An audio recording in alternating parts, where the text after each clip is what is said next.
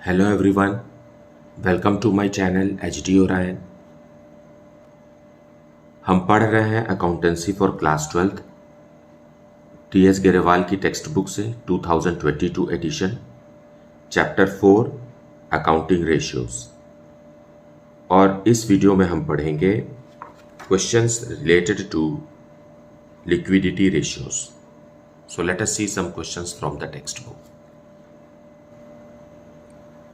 So this is book 3 chapter 4 accounting ratios हमें पढ़ना है और इस चैप्टर में हमें सिर्फ 4 रेशियोज के बारे में ही डिस्कस करना है।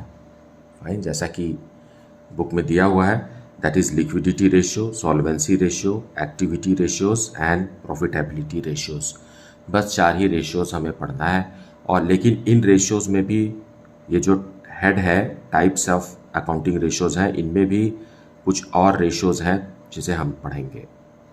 Fine. So let us understand what is accounting ratio first. So books of accounts को या फाइनल अकाउंट्स को एनालाइज करना अकाउंटिंग का पार्ट है। So इस चैप्टर में हमें एनालिसिस से रिलेटेड क्वेश्चंस ही सॉल्व करना है। Analysis of various items which is shown in the balance sheet and statement of profit and loss.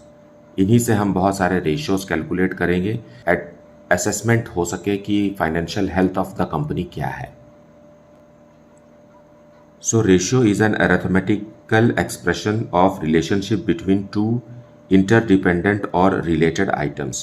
Ratios when calculated on the basis of accounting information is called accounting ratios. So कोई भी दो item related to the company given in the balance sheet or statement of profit and loss account, उसको हम compare करके एक ratio calculate करते हैं जिससे कि सही डिसीजन लिया जा सके रिलेटेड टू फाइनेंस। रेशियोज को 4 तरीके से एक्सप्रेस किया जा सकता है। एक होता है प्योर रेशियोज, मतलब ईज टू के लैंग्वेज में हमें लिखना है, जैसे कि 2:1 है, 3:5 है, 5:7 है। सो ये इसे हम प्योर रेशियो कहते हैं, relationship between two items expressed in terms of ratios. दूसरा होता है ऐसा रेशियो जो परसेंटेज के तरीके से एक्सप्रेस किया जा सकता है, जैसे 20%, 30%, 10%। सो कुछ रेशियोज हैं जिन्हें हमें परसेंटेज में एक्सप्रेस करना है। फाइन, लेकिन कुछ रेशियोज ऐसे हैं जिसे हमें टाइम्स में एक्सप्रेस करना है। टाइम्स का मतलब है 2 times, 4 times, 7 times, 3 times, 2.5 times. So कुछ रेशियोज को हम टाइम्स के भाषा में बात करेंगे और कुछ रेशियोज को हम फ्रैक्शन में एक्सप्रेस करेंगे, जैसे कि 0.25, 0.75, 0.80। Fine, so that depends upon the type of ratio we are calculating. और हर रेशियो के लिए अलग अलग एक्सप्रेशन रिकमेंडेड है। तो जैसा कि एक्सप्रेशन रिकमेंडेड है वैसा ही हम उन रेशियोज को भी एक्सप्रेस करेंगे। Now let us talk about classification और types of accounting ratios. 4 types of accounting ratios हमें डिस्कस करना है सिलेबस में। Those are liquidity ratios, solvency ratios, activity ratios, जिसे टर्नओवर रेशियो भी कहा जाता है, और नेक्स्ट है प्रॉफिटेबिलिटी रेशियोज। ये 4 रेशियोज हैं और इनमें भी बहुत सारे रेशियोज हैं जो हमें कैलकुलेट करना है। लिक्विडिटी रेशियोज में 2 रेशियो हमें पढ़ना है, करंट रेशियो और quick ratio. So liquidity ratio वो रेशियो है जो शॉर्ट टर्म फाइनेंशियल ऑब्लिगेशंस को एक्सप्रेस करते हैं, मतलब कंपनी अपने शॉर्ट टर्म लाइबिलिटीज़ को कितने स्मार्टली पे कर रही है। फाइन, उसे कैलकुलेट करने के लिए हमें करंट रेशियो या क्विक रेशियो की ज़रूरत होती है।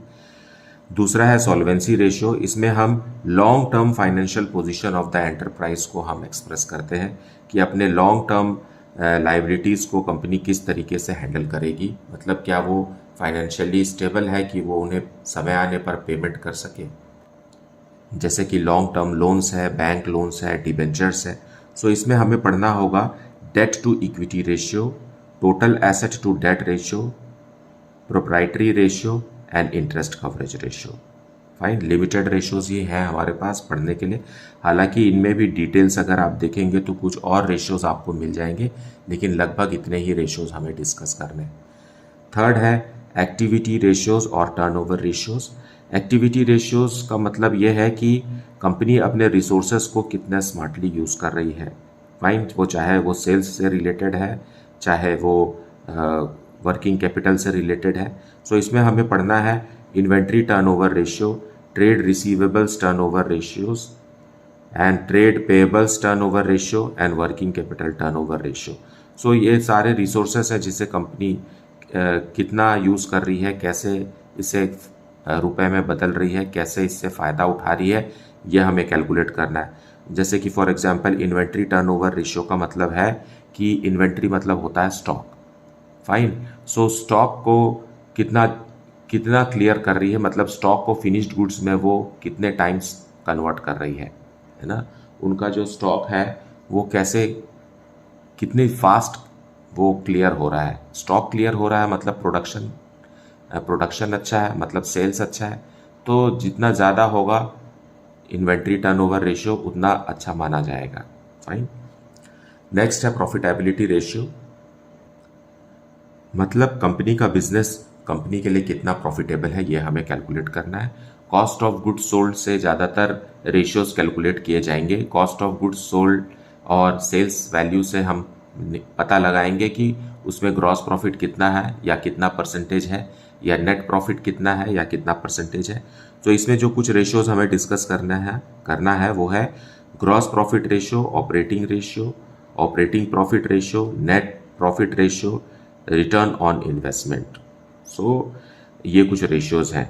ये रेशियोज, इन रेशियोज में बहुत सारे डिटेल्स हैं और बहुत सारा इंफॉर्मेशन है जो हम समय आने पर पढ़ेंगे। जैसे जैसे उस रेशियोज में पहुंचेंगे वैसे वैसे उसका डिटेल्ड एक्सप्लेनेशन भी आपको अलग अलग वीडियोस में मिलेगा। फिलहाल हम लिक्विडिटी रेशियो से शुरू करते हैं। सो लिक्विडिटी रेशियो, जिसे शॉर्ट टर्म सॉल्वेंसी रेशियो भी कहते हैं, इससे हम ये पता लगाने की कोशिश करते हैं कि कंपनी अपने शॉर्ट टर्म लाइबिलिटीज़ को कितने क्विकली पे करती है, या उनके पास इतना लिक्विड कैश अवेलेबल है कि वो अपने शॉर्ट टर्म लाइबिलिटीज़ को प्रॉम्प्टली पे कर सके। तो इसमें हमें दो रेशियो ही कैलकुलेट करना है, करंट रेशियो और लिक्विड रेशियो। लिक्विड रेशियो को क्विक रेशियो या एसिड टेस्ट रेशियो भी कहा जाता है। सो जैसा कि नाम है करंट रेशियो मतलब हम करंट एसेट और करंट लाइबिलिटी को कंपेयर करेंगे। यहाँ देखिए इसका फॉर्मूला क्या है करंट रेशियो का, current asset divided by current liability. और ये एक प्योर रेशियो है, इसे हमें 2:1 आंसर सही माना गया है। मतलब करंट एसेट्स जो है वो करंट लाइबिलिटी का डबल होना चाहिए, तब ये समझा जाता है कि कंपनी अपने करंट लाइबिलिटीज़ को पेमेंट करने के लिए स्ट्रॉन्ग इनफ है, फाइनेंशियली स्ट्रॉन्ग है। अगर ये कम है इसका मतलब ये है कि करंट लाइबिलिटीज़ का पेमेंट के लिए कंपनी के पास उतने रिसोर्सेस नहीं है। और अगर ये ज़्यादा है तो इसे आप समझिए कि कंपनी अपने करंट एसेट्स को ठीक तरीके से मैनेज नहीं कर रही है, और बहुत सारे करंट एसेट्स जो है वो फालतू ही, मतलब it is not actually utilised for the growth of the business. और लिक्विडिटी रेशियो में दूसरा रेशियो है लिक्विड रेशियो, जिसे हम क्विक रेशियो या एसिड टेस्ट रेशियो भी कहते हैं। और इसका फॉर्मूला है लिक्विड एसेट और quick asset divided by current liabilities. So current ratio और क्विक रेशियो का फॉर्मूला लगभग सेम है। यहाँ पर लिक्विडिटी रेशियो में हम लिक्विड एसेट यूज़ करते हैं न्यूमरेटर में। लिक्विड एसेट का मतलब होता है कि cash and cash equivalent item, मतलब जो कि कुछ ऐसे करंट एसेट्स जो लगभग कैश की स्थिति में ही है। तो हमें करंट एसेट्स में से उन एसेट्स को हटा देना है जिनको कैश में कन्वर्ट होने में टाइम लगता है, और वो एसेट हैं stock, that is inventory, and prepaid expenses. Stock और प्रीपेड एक्सपेंसेस ऐसे करंट एसेट्स हैं जिन्हें कैश में कन्वर्ट होने में थोड़ा टाइम लगता है, इसलिए हम उसे क्विक रेशियो या लिक्विड रेशियो में नहीं रखते हैं। और बाकी के जितने भी करंट एसेट्स हैं वो लिक्विड एसेट हैं। उसमें क्या नहीं है, सिर्फ इन्वेंट्री और प्रीपेड एक्सपेंसेस नहीं है, क्योंकि इन्हें कैश में कन्वर्ट करने में टाइम लगता है इन्वेंट्री को। और प्रीपेड एक्सपेंसेस तो एक एक्सपेंस है जिसका वापस कैश मिलना असंभव है, मतलब वो एक्सपेंसेस तो हो चुका है, उसे वापस कैश में कन्वर्ट करना इज नॉट पॉसिबल। और इसका आंसर 1:1 आना चाहिए तो उसे सबसे सही माना जाता है। अगर ये ज़्यादा है तो भी ठीक नहीं है, और अगर ये कम है तो भी ठीक नहीं है। Now let us come to exercise. Question solve करते हैं, रिलेटेड क्वेश्चन सॉल्व करते हैं। पहले हम लिक्विडिटी रेशियो से रिलेटेड क्वेश्चन सॉल्व करेंगे, और इसमें भी बहुत सारा डिटेल्स और इन्फॉर्मेशन आपको in between solving the questions share करेंगे। फाइन, क्योंकि सारे के सारे इन्फॉर्मेशन को एक साथ बताना भी सही नहीं है। जैसे जैसे हम चैप्टर में आगे बढ़ते जाएंगे वैसे वैसे उन रेस्पेक्टिव रेशियोज को डिस्कस करेंगे और उनका डिटेल्ड एक्सप्लेनेशन भी सुनते जाएंगे। Fine, so I request you that you should watch the full video and listen to the explanation there. Fine, don't skip the video because lots of information and valuable things are shared with you in between. Fine, let us see question number 1. From the following compute current ratio. Current ratio एक liquidity ratio है। Fine, current ratio क्या formula है इसका? Current asset by current liability. So यहाँ जो list of assets and liabilities दिया है इसमें आपको पहचानना होगा कि कौन सा करंट एसेट है और कौन सा करंट लायबिलिटी है। ओके, जैसे कि trade receivables, it is current asset. Then prepaid expenses is current asset. Cash and cash equivalent is also current asset. Marketable securities are also current asset. Land and building is neither current asset nor it is current liability. Fine, तो इसे बिल्कुल ignore कर देंगे। Bills payable एक current liability है। Sundry creditors current liability है। Debentures are neither current asset nor current liabilities, ये long term loans है, लॉन्ग टर्म बोरोइंग्स है, नॉन करंट एसेट लायबिलिटी है ये। Inventories are current asset and expenses payable are current liabilities. Fine, so हमने यहाँ चुन लिया कि क्या क्या करंट एसेट्स हैं और क्या क्या करंट लायबिलिटीज हैं। सो सारे करंट एसेट्स को ऐड करेंगे, सारे करंट लायबिलिटीज को ऐड करेंगे, और इसका फॉर्मूला है current asset divided by current liabilities. इस फॉर्मूला में रखने से आपका आंसर 2:1 आना चाहिए। Fine, so let us see the solution. So solution 1 we will see liquidity ratio हमें कैलकुलेट करना है, और लिक्विडिटी रेशियो में करंट रेशियो जिसका फॉर्मूला है current assets divided by current liabilities. So let us figure out what are the current assets given in the question. So current assets are trade receivables 3,60,000, prepaid expenses ₹80,000, cash and cash equivalents ₹1 lakh, marketable securities ₹1 lakh and inventories are ₹1,60,000। इतना ही current assets है और इसका grand total है 8 lakh. Fine, trade receivables का मतलब है debtors and bills receivable. Prepaid expenses आप जानते हैं, एक्सपेंसेस जो हमने पहले से ही पे कर दिया है। कैश एंड कैश इक्विवेलेंट्स में कैश और बैंक बैलेंसेस आते हैं। मार्केटेबल सिक्योरिटीज़ वो सिक्योरिटीज़ है या वो इन्वेस्टमेंट्स है जो शॉर्ट टर्म है, जिन्हें फटाक से या तुरंत हम कैश में कन्वर्ट कर सकते हैं, जैसे across the counter bearer securities like. Fine, inventories का मतलब होता है स्टॉक, ये भी एक करंट एसेट है। सबका ग्रैंड टोटल ₹8 लाख है।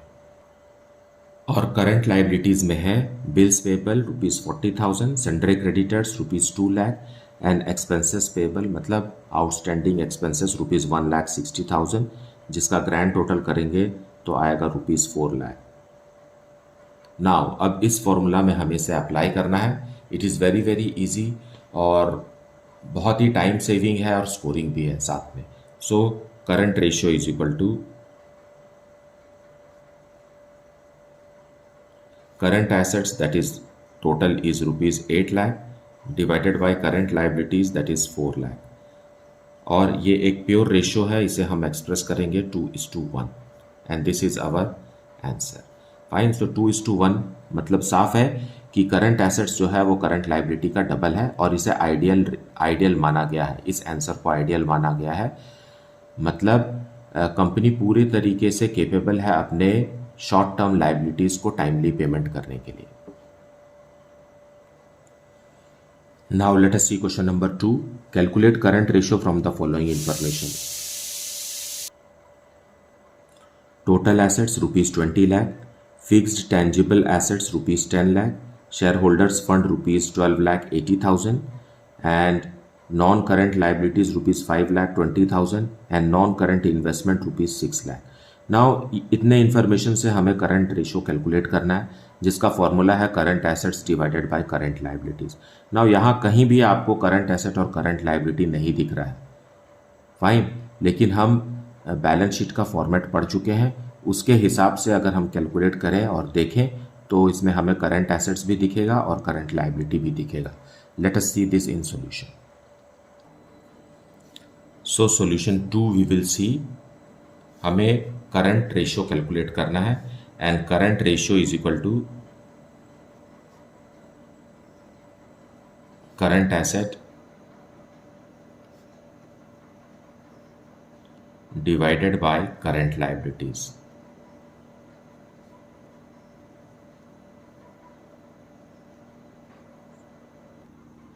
सो करंट एसेट्स और करंट लाइबिलिटीज़ को खोजने के लिए हम बैलेंस शीट का सहारा लेंगे.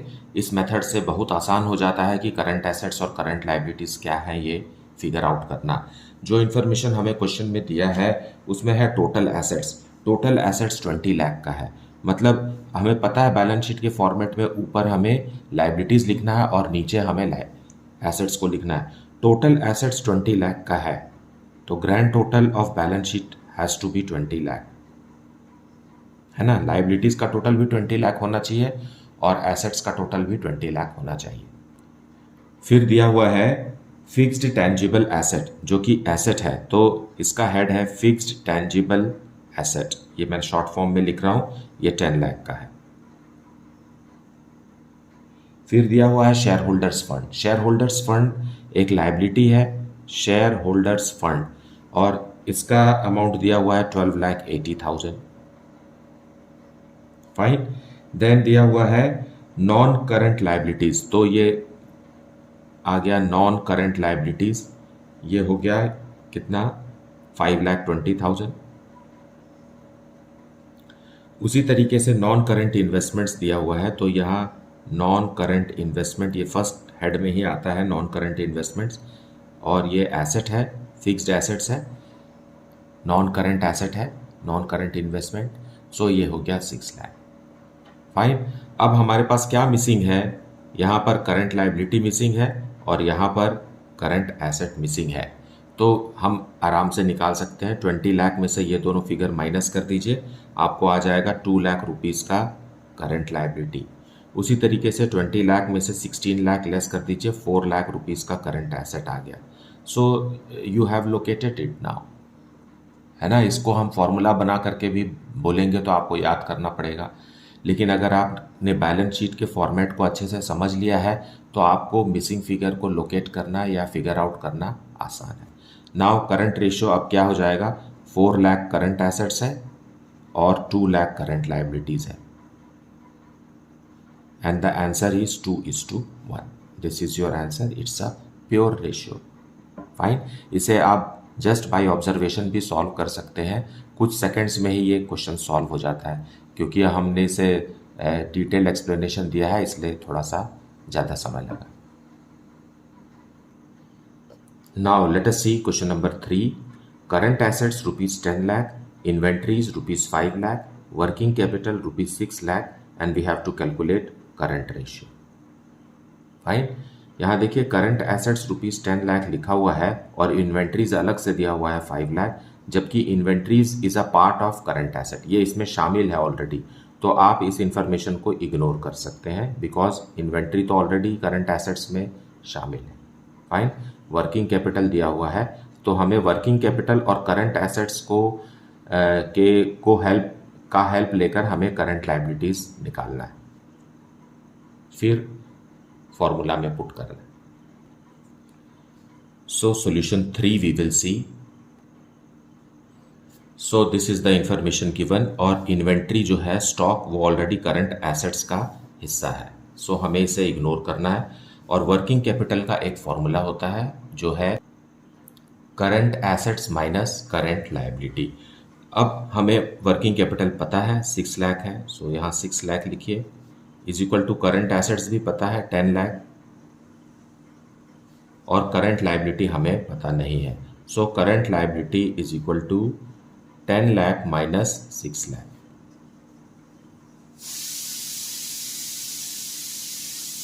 Fine, which is equal to ₹4 lakh. तो हमें पता चल गया करंट लायबिलिटी क्या है। फाइन, अब now we will put this in formula. Formula है current assets divided by current liabilities, and it is equal to 10 lakh divided by 4 lakh, and the answer is 2.5:1. This is your answer. So this is how you have to solve it. Now let us see question number 5. No, question number 4. Trade payables ₹50,000, working capital ₹9 lakh, current liabilities is ₹3 lakh. Calculate current ratio. So let us see the solution. So हमें current assets calculate करना है और working capital हमें यहाँ दिया हुआ है, और ट्रेड पेबल्स को हमें इग्नोर करना है। क्यों? क्योंकि ये ऑलरेडी करंट लायबिलिटीज में इंक्लूडेड होता है। फाइन, और वर्किंग कैपिटल का फॉर्मूला हमें पता है, जो है current assets minus current liabilities. Working capital हमें दिया हुआ है 9 lakh, so we will put this in formula. 9 lakh is equal to current assets हमें फिगर आउट करना है, minus current liabilities is 3 lakh. So current asset is equal to, transpose कर दीजिए इसे, 9 लाख ये इधर आ जाएगा plus 3 lakh, which is equal to ₹12 lakh. ये आ गया करंट एसेट्स। हमारे पास करंट लायबिलिटीज पहले से ही है। Current assets divided by current liabilities. Now current assets is 12 lakh and current liabilities is ₹3 lakh, and the answer here is 4:1। Now standard answer जो है वो 2:1 है, यहाँ आंसर आया है 4:1। इसका मतलब है कि हमारे पास करंट एसेट्स ज़्यादा है। करंट लायबिलिटीज़ के तुलना में 4 टाइम्स करंट एसेट्स है। इसका मतलब है कि कंपनी अपने करंट एसेट्स को सही तरीके से यूज़ नहीं कर रही है ना। या तो ज़्यादा कैश है या तो ज़्यादा स्टॉक है, क्योंकि ये दोनों ही करंट एसेट होते हैं। अगर कैश आइडल पड़े हुए हैं मतलब it is not properly invested. अगर स्टॉक ज़्यादा है कंपनी के पास, इसका मतलब है कि हो सकता है सेल्स नहीं है या प्रोडक्शन सही तरीके से नहीं चल रहा है। So it is not good to have very high current ratio. 2 के आसपास है तो उसे हम सेटिस्फैक्ट्री मान रहे हैं, और 2:1 है तो that is the best. Fine, that is what's that is the most appropriate 2:1, but here it is 4:1, so company should be careful on this. Now let us see question number 5. Working capital is ₹6 lakh, total debts is ₹27 lakh, non-current liabilities is ₹24 lakh, and we have to calculate current ratio. Now see, current ratio का formula होता है current assets divided by current liabilities। यहाँ ना तो current assets दिख रहा है आपको और ना ही current liability दिख रहा है। So how will you figure out those things? So solution 5. Solution 5 को समझने के लिए बैलेंस शीट का सहारा लेते हैं। Total debts is 27 lakh. Total debts किन से बनता है? नॉन करंट लायबिलिटीज और करंट लायबिलिटी दोनों को मिला करके टोटल डेट बनता है। It is 27 lakh given.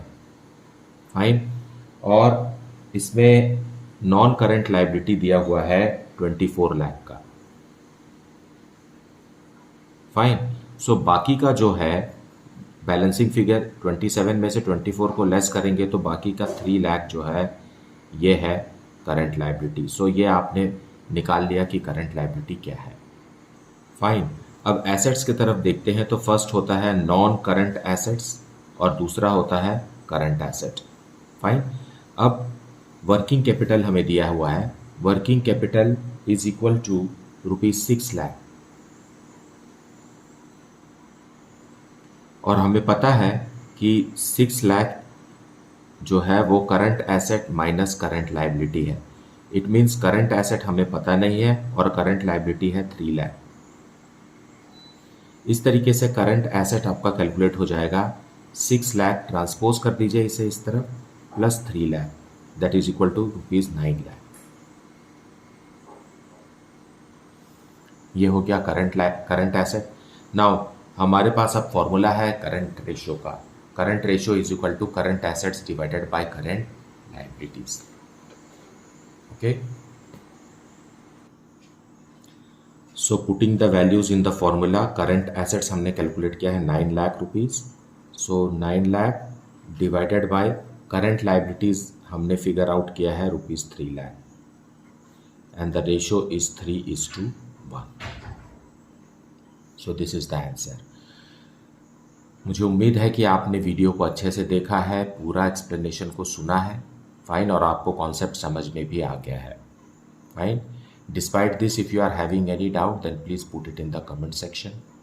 Thank you so much for liking, subscribing and sharing this channel, and if you have not yet then please do like it, subscribe it and share it with your friends.